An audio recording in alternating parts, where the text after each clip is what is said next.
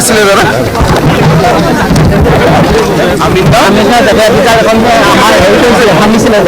আপুনি কেইবাবাৰ লিখি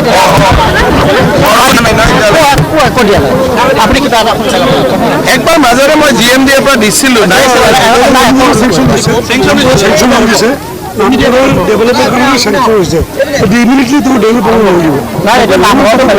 নামঘৰটো বেলেগ এইটো জাতীয় বিদ্যালয়টো আমিন গাঁও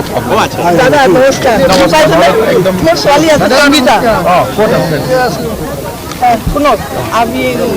অংগনবাড়ী যাম আৰু এটা কৰি যে মোৰ ছোৱালী যাব আমি তিনিজন যাম এটা হেমন্ত অমৰনাথ আৰু কেদাৰনাথ হেমন্ত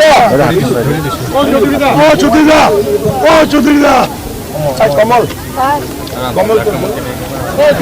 আমি তিনিজন আছো মোৰ ছোৱালী লৈ গ'ল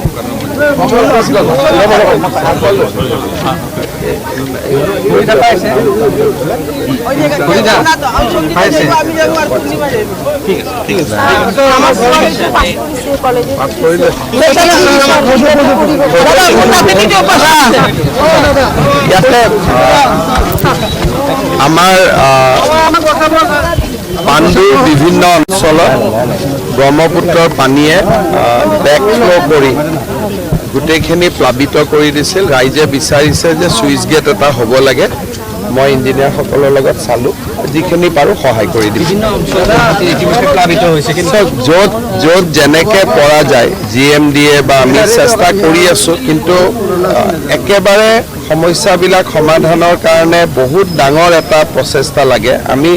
য'ত যেনেকৈ যি পাৰোঁ আমি কৰি আছোঁ যিমান দূৰ কৰিব পাৰোঁ পানী সোমাই গৈছে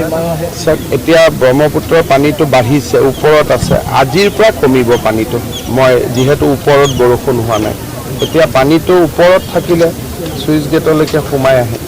গতিকে এতিয়া ব্ৰহ্মপুত্ৰৰ যোৱা 3 দিন ওপৰত আছিলে আজিৰ পৰা কমি যাব